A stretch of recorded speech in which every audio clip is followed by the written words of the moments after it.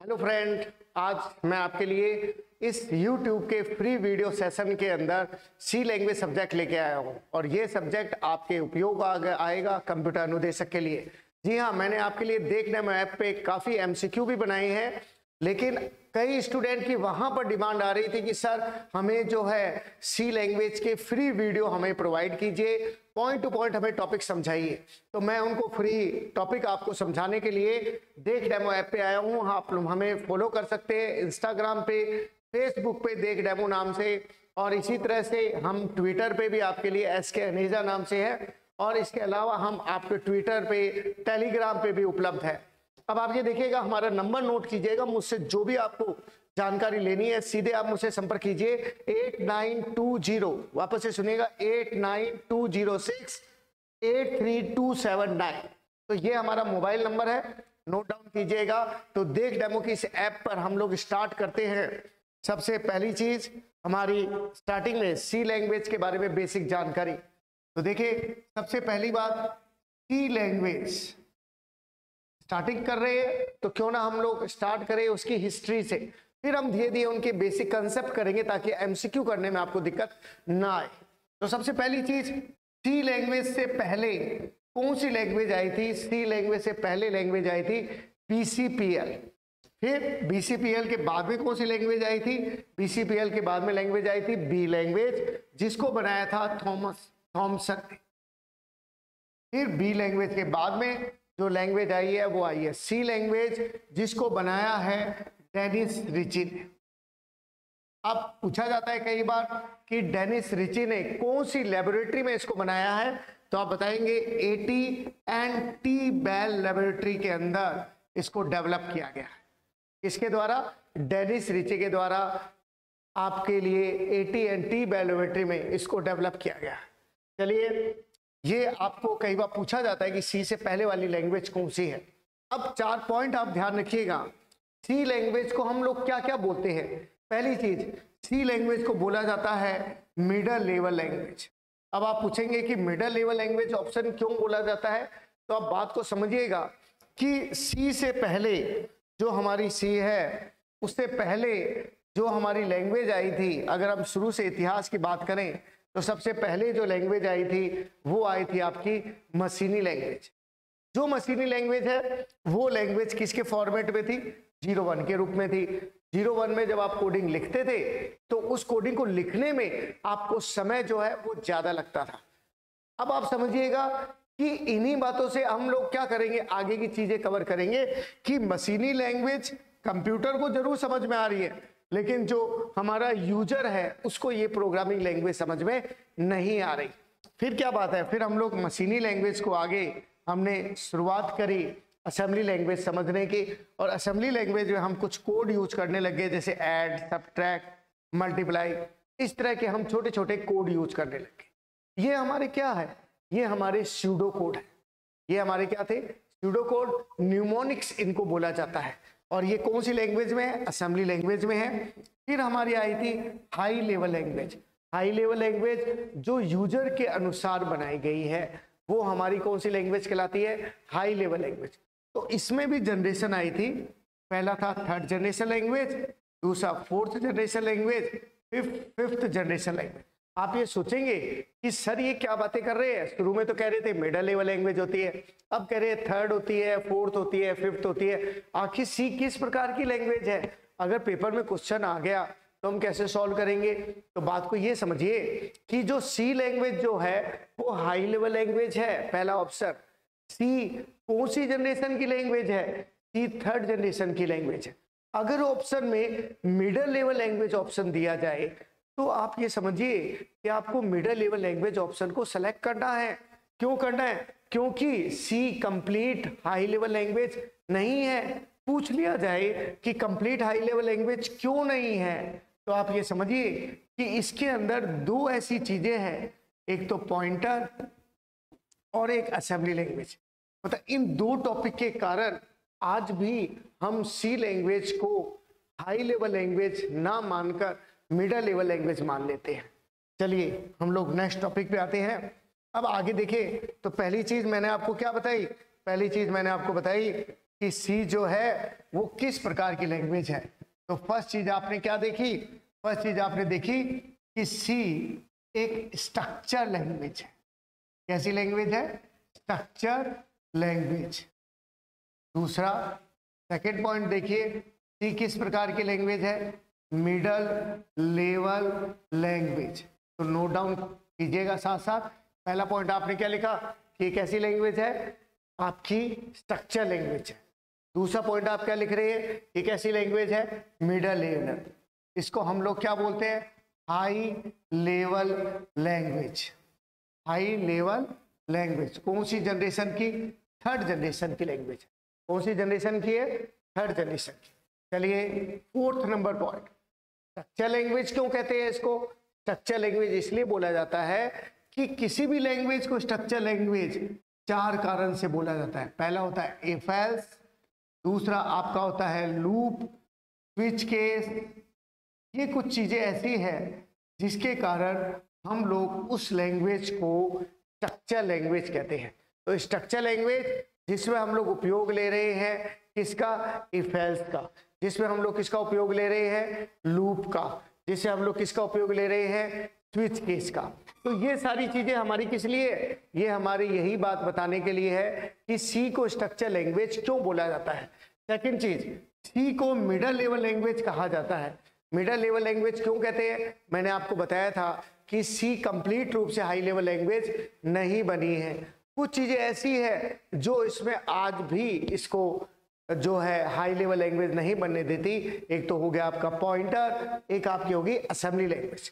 Next ये देखिए, third generation की लैंग्वेज है। इसी तरह से सी को हम लोग प्रोसीजर ओरिएंटेड लैंग्वेज कहते हैं। सुन रहे हैं आप लोग? क्या बोलते हैं सी को? Procedure oriented language. तो नाम समझने की तो देर है कि प्रोसीजर है, ऑब्जेक्ट ओरिएंटेड लैंग्वेज है। क्यों बोला जा रहा है उसको प्रोसीजर ओरिएंटेड लैंग्वेज बोला जाता है? इसमें किसका उपयोग लिया जाता है? फंक्शन का। ये ध्यान से सुनिएगा, हर एक क्वेश्चन आपका इन पॉइंट से बनेगा।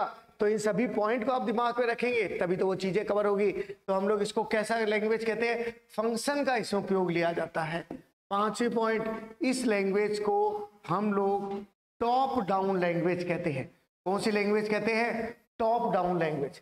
टॉप डाउन लैंग्वेज जो है वो क्यों बोलते हैं इसको? टॉप डाउन लैंग्वेज जो है इसके अंदर जो लैंग्वेज जो है, तो क्यों कहते हैं टॉप डाउन? टॉप डाउन मैंने अभी आपको बताया कि हमारा जो भी प्रोग्राम है वो नीचे से ऊपर की तरफ कॉल होता है। मतलब नीचे वाले जो है वो फंक्शन ऊपर वाले को क्या कर रहे हैं? कॉल कर रहे हैं। तो हमारा क्या होता है, इसीलिए इस लैंग्वेज को जो है ऊपर से नीचे की तरफ रीड किया जाता है और ये हमारी कैसी लैंग्वेज है? Top down. जबकि C++ में हम लोग नीचे ऑब्जेक्ट बनाते हैं और वो ऑब्जेक्ट जो है ऊपर फंक्शन में कॉल करता है, इसलिए वो बॉटम अप प्रोग्रामिंग है। इसी तरह से C++ जो है वो प्रोसीजर ओरिएंटेड नहीं है, वो हमारी ऑब्जेक्ट ओरिएंटेड लैंग्वेज है। चलिए अब हम लोग नेक्स्ट क्वेश्चन पे आते हैं। नेक्स्ट क्वेश्चन आप देखिएगा। अब आपने पहली चीज ये समझी कि सी किस प्रकार की लैंग्वेज है। हमारे एक क्वेश्चन इससे अटेंड हुआ है। नेक्स्ट ये देखिए, सी में पूछा जाए कि कौन कौन से एक्सटेंशन हम लोग सी में उपयोग लेते हैं। सबसे पहली चीज, कई बच्चे सोचते हैं सीपीपी, नहीं, पहला होता है .c। सीपीपी होता है C++ के लिए .c एक्सटेंशन। नेक्स्ट चीज, एक एक्सटेंशन होता है .bak, एक एक्सटेंशन होता है .obj, एक एक्सटेंशन होता है। तो ये हमारे क्या है? ये हमारे एक्सटेंशन है। क्या एक्सटेंशन मीनिंग क्या होता है? एक्सटेंशन होता है किसी भी प्रोग्राम की पहचान। अगर हम लोग कहते हैं कि ये प्रोग्राम ये है, उसका टाइप, उस सॉफ्टवेयर की जो पहचान है वो हमारा क्या कहलाता है? एक्सटेंशन कहलाता है। जैसे हम लोग कहते हैं वर्ड की फाइल यूज कर रहे हैं, उसका एक्सटेंशन क्या है? .doc। चलिए आगे डिस्कस करते हैं और देखिएगा। तो सबसे पहला जो ये .c है, ये हमारा सोर्स प्रोग्राम है, सोर्स कोड है, जो हम लोग .c एक्सटेंशन से याद कर रहे हैं। अब चलिए नेक्स्ट क्या है? .obj। ये हमारा क्या है? ये हमारा मशीन कोड है। मतलब हाई लेवल लैंग्वेज हमने किस में लिखी है? .c के द्वारा। और लो लेवल लैंग्वेज जो है वो हमारे उसका एक्सटेंशन क्या होता है? जो किसके रूप में होती है, 01 के रूप में होती है, और उसका एक्सटेंशन क्या होता है, .obj। अगर हम किसी भी प्रकार का बदलाव करते हैं हमारे प्रोग्राम में, तब जो है वो एक फाइल बनाता है जिसको हम लोग बोलते हैं बैकअप फाइल। अब एक एक्सटेंशन और भी रह गया, उस एक्सटेंशन का नाम क्या है, उस एक्सटेंशन का नाम है .exe, मतलब एग्जीक्यूटेबल। एग्जीक्यूटेबल मतलब हमारा जो भी प्रोग्राम है वो अगर हम रन कर सकते हैं, क्लिक करने से अगर वो रन हो जाएगा तो वो एग्जीक्यूटेबल है। तो आपने क्या देखा, पहला आपने पढ़ा, पहला क्वेश्चन अटेंड किया। क्वेश्चन में क्या था, क्वेश्चन में ये था कि सी लैंग्वेज को निम्न में से क्या कहा जाता है। यही तो मैं एमसीक्यू में इसी प्रकार के क्वेश्चन पूछ रहा हूं, फिर उसका लेवल हम लोग आगे बढ़ा रहे हैं। पहले बेसिक तैयार कीजिए, फिर आगे समझेंगे। तभी तो मैं आपको कहता हूं कि देख डेमो ऐप पे आप लाइव क्लासेस मेरे आप लगातार जुड़िए रहिएगा, मैं आपको लगातार पूरी कंप्लीट सी लैंग्वेज आपको सिखाऊंगा। इसी तरह से .ba के बैकअप लेने के लिए, ये .obj मशीनी कोड के लिए, तो ये हमारे एक्सटेंशन के प्रकार हो गए, वो हमारे सी के नाम के हो गए। चलिए अब अगला क्वेश्चन देखते हैं। अब अगला क्वेश्चन क्या बताएंगे हम लोग, देखिए नेक्स्ट चीज, अगर मैं सी की बात करूं तो आप सी का जो भी प्रोग्राम बनाते हैं उसमें मैं बेसिक प्रोग्रामिंग पहले आपको बता रहा हूं कि प्रोग्राम आखिर चलते कैसे। अभी मैं और भी डिस्कस करूंगा वेरिएबल क्या होता है, कांस्टेंट क्या होता है, लेकिन एक बेसिक प्रोग्राम जिससे हमें सारी जानकारी उस सॉफ्टवेयर की, उस प्रोग्राम की हमें मिलेगी। सबसे पहली बात हम लोग लिखते हैं हैश इंक्लूड stdio.h। कहीं जो स्टूडेंट है वो stdio.h के अलावा या कॉलेज में हम लोग कहीं रन करते हैं तो हम लोग conio.h भी यूज करते हैं। conio.h पुराने वर्जन में यूज होता है, जो पुराने जो कंप्यूटर है जो टर्बो C3 का यूज करते हैं वहां पे वो conio.h यूज करते हैं। क्यों? क्योंकि उसके पीछे रीजन ये होता है कि हमारी स्क्रीन को वो रोकना चाहते हैं, और रोकने के लिए वो लास्ट में गेट ch लगाते हैं, और गेट ch फंक्शन हमारा किस में पाया जाता है, गेट ch फंक्शन हमारी हेडर फाइल में पाया जाता है जिसका नाम है conio.h, स्क्रीन को रोकने के लिए। अब मैं आपको इंटरेस्टिंग बात बताता हूं, इसी तरह से पुराने वर्जन के अंदर हम लोग यूज करते हैं क्लियर स्क्रीन, तो हम क्या करते हैं CLRS CR, पुराने वर्जन की बात कर रहा हूं, और ये भी कौन सी हेडर फाइल में पाया जाता है, conio.h में पाया जाता है। अब अगर कोई आपसे पूछे कि सर हमें conio.h की फुल फॉर्म बताएं, तो फुल फॉर्म सुनिएगा, इसकी फुल फॉर्म होती है console input output header file. क्या फुल फॉर्म होती है, नोट डाउन कीजिएगा, कंसोल। अब कई लोगों को यही नहीं पता होता कि कंसोल मतलब क्या होता है। कंसोल, कंसोल मीन्स होता है स्क्रीन। क्या मतलब होता है, कंसोल यानी स्क्रीन, हमारा जो भी आउटपुट है वो हमारी स्क्रीन पर दिखाई दे रहा है, तो कंसोल हमारी क्या है, स्क्रीन है। चलिए अब आगे बात करते हैं। इस स्क्रीन को पुराने वर्जन में क्लियर करना पड़ता है।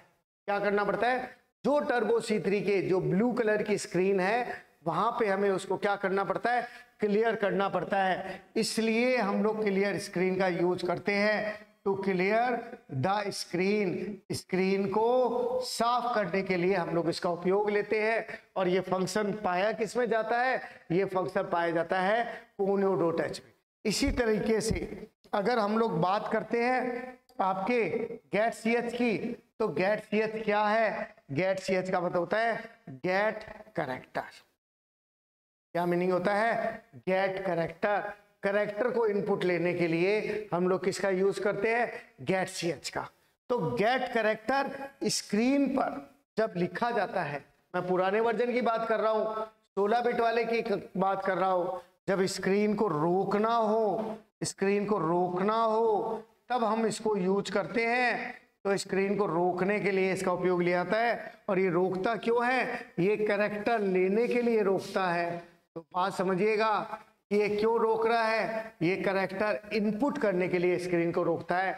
और हम ये सोचते हैं कि गेट ch जो है सर जी वो स्क्रीन को रोकने का काम करता है। जी नहीं, गेट ch आगे स्ट्रिंग के फंक्शन हम लोग पढ़ेंगे, वहां पे कैरेक्टर को इनपुट करने का काम करता है वो। अब आगे देखिए, अगर कोई पूछे कि सर ये जो है मैं नहीं लगाना चाहता गेट ch, तो बात को सुनिएगा। अगर आप गेट ch नहीं लगाना चाहते और आप पुराना वर्जन यूज कर रहे हैं तो आपको ध्यान होगा, आप एक की प्रेस करते हैं Ctrl+F9। जी हाँ, वापस से सुनिएगा, Ctrl+F9। और आखिर Ctrl+F9 का मतलब क्या होता है? Ctrl+F9 का मतलब होता है रन और आउटपुट, मतलब रन भी करेगा और आउटपुट भी दे देगा। लेकिन कंपाइलेशन उसमें शामिल नहीं होता है। अगर आप सेपरेट कंपाइल करना चाहते हैं और आप गेट ch का यूज नहीं करना चाहते तो आपको किस बात का ध्यान रखना है? अगर आप कहते हैं सर मैं तो गेट ch पुराने के अंदर यूज नहीं करना चाहता तो मैं क्या करूं, तो आप बात को सुनिएगा। तब आपको 2 की प्रेस करनी पड़ेगी। अगर आप ये नहीं लिखते तब आपको एक तो दबाना पड़ेगा Alt+F9 और एक आपको दबाना पड़ेगा Alt+F9। क्यों? Alt+F9 जो है वो भाई बात को सुनिएगा, Alt+F9 कंपाइल करने का काम करता है। जी हाँ, अगर आप बिल्ड कर रहे हैं प्रोग्राम को, कंपाइल करना चाहते हैं, कंपाइल होता क्या है सर ये तो आपने बताया ही नहीं, तो मैं अभी तो एक बार आपको बता रहा हूं, फिर मैं कंपाइल, इंटरप्रेटर और असेंबलर तीनों के बारे में डिस्कस आपसे अभी करूंगा। आप समझिए कि आपने जो भी प्रोग्राम लिखा होता है उसे मशीनी लैंग्वेज में बदलना पड़ता है। मैंने आपको शुरू में ही .exe फाइल के बारे में बताया था, जो कि एग्जीक्यूटेबल फाइल होती है जो प्रोग्राम को रन करने में मदद करती है। इसका मतलब क्या हुआ? इसका मतलब हुआ ये प्रोग्राम को कंपाइल करेगा और ये आउटपुट दिखाएगा। यानी कि अगर आप गेट ch नहीं लगाते तो आपका प्रोग्राम कंपाइल होता है, स्क्रीन पर शो नहीं होता, एक हल्की सी झलक दिला के गायब हो जाता है। किसके अंदर? पुराने वर्जन में। अब आप ये कहते हैं नहीं सर हमें तो गेट ch लगाना ही नहीं है, तो आप Alt+F5 का उपयोग कीजिए आपके टर्बो C3 कंपाइलर में। मैं तो इसका उपयोग नहीं लूंगा, दोनों का ही। क्यों नहीं लूंगा? क्योंकि मैं तो आजकल विंडो 10 यूज करते हैं भाई हम लोग, ये तो आप कॉलेजेस में यूज कर रहे हैं ना। और आप इसके अलावा हम कौन सा किसका यूज करेंगे? हम तो उपयोग करेंगे हमारे नए वर्जन का। और आजकल कौन सी विंडो चलती है? विंडो चलती है 10, और हम लोग विंडो के आगे से आगे नए वर्जन में आते जा रहे हैं। और वो नए वर्जन हमें क्या दे रहे हैं? नए प्रकार के सॉफ्टवेयर दे रहे हैं। जो 16 बिट वाला था वो तो आपके पहले चला करता था, अब नहीं रन होता ना। उसके अंदर ना तो आपको क्लियर स्क्रीन लिखनी पड़ती है, ना आपको गेट ch लिखना पड़ता है। तो सर हम इस प्रोग्राम को कहाँ पे रन करें? तो जी हाँ, आप इस विंडो 10 पे कोड ब्लॉक इंस्टॉल कीजिए। कोड ब्लॉक जिसपे आपका कंपाइलर आप सेट करेंगे MinGW। अगर आपको वो सेटिंग करनी नहीं आ रही है तो कमेंट बॉक्स पे मुझे लिखिएगा, मैं आपको तुरंत जवाब दूंगा। नंबर तो आपने मेरा शुरू में ही नोट कर लिया होगा। अब देखिए, कोड ब्लॉक है, VS कोड है, इसके अलावा कोड एडिटर है, बहुत सारे तरह के सॉफ्टवेयर आ गए हैं जो आजकल आपके नए लैपटॉप पे चलते हैं, जो आपके आज के कंप्यूटर पे चलते हैं, जो सपोर्ट करते हैं विंडो 10 का। ये तो आप पुरानी बातें कर रहे हैं। अब देखिए, अब बात करते हैं हैश क्यों लगा रहे हैं। हैश का मतलब होता है लिंक करने का काम। तो अगर आपके MCQ में क्वेश्चन आ जाए, जैसे कि मैंने MCQ बना के रखी है आपके लिए देख डेमो ऐप पे, बस आप भूलिएगा मत, इतना टॉपिक पढ़िए फिर देख डेमो ऐप पे आप चेक करके देखिएगा। कोई भी टॉपिक अगर आपको लगता है कि थ्योरी पढ़ने से मुझे फायदा हो रहा है, तब उसमें कुछ वीडियो मैंने ओपन करके रखे हैं, केवल आपके लिए रखे हैं, आप उसमें देखें और उसको टिक करके देखें। फिर मैं आपको और वीडियो प्रोवाइड कराऊंगा। जी हाँ, ये सारे वीडियो ही फ्री है, केवल आपके लिए बना रहे हैं ताकि आप उस MCQ को करके ज्यादा से ज्यादा बढ़िया सॉल्व करें। और ये बस सोचे कि ये C लैंग्वेज हमें कंप्यूटर अनुदेशक में काम आएगी, आपके कहीं पे भी काम आएगी, आगे फ्यूचर में भी आपके काम आएगी। अब देखिए, सबसे पहली चीज वापस पॉइंट पे आते हैं, हैश का सिंबल क्यों लगाते हैं? ये हमारा लिंकर है। क्या ये लिंकर? लिंकर और लोडर, ये क्या चीज होती है? ये हमारी सिस्टम सॉफ्टवेयर होते हैं। जैसा कि मैंने आपको अभी कंपाइलर बताना था, मैं बता नहीं पाया, अभी 2 मिनट बाद अगले स्क्रीन पे आते ही मैं आपको कंपाइलर के बारे में बताऊंगा। तो आप एक बार ध्यान रखिएगा, लिंकर, क्वेश्चन अगर पूछ लिया जाए कि हैश किस काम में आता है, तो आप बताएंगे कि सर हैश जो है वो लिंक करने का काम करता है, एक प्रोग्राम को दूसरे प्रोग्राम के साथ क्या करता है? लिंक करता है।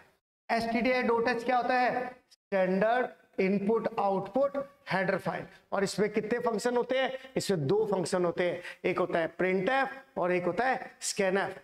ठीक है, अभी हम इस वीडियो को यहां पर ही रखेंगे क्योंकि मैंने आपको बेसिक बातें आज बताई है। कल आप वापस से वीडियो पे आना, मैं आपको सिस्टम सॉफ्टवेयर बताऊंगा, साथ में आपको एक प्रोग्राम रन करके बताऊंगा। ठीक है, ओके, बाय दोस्तों, बाय।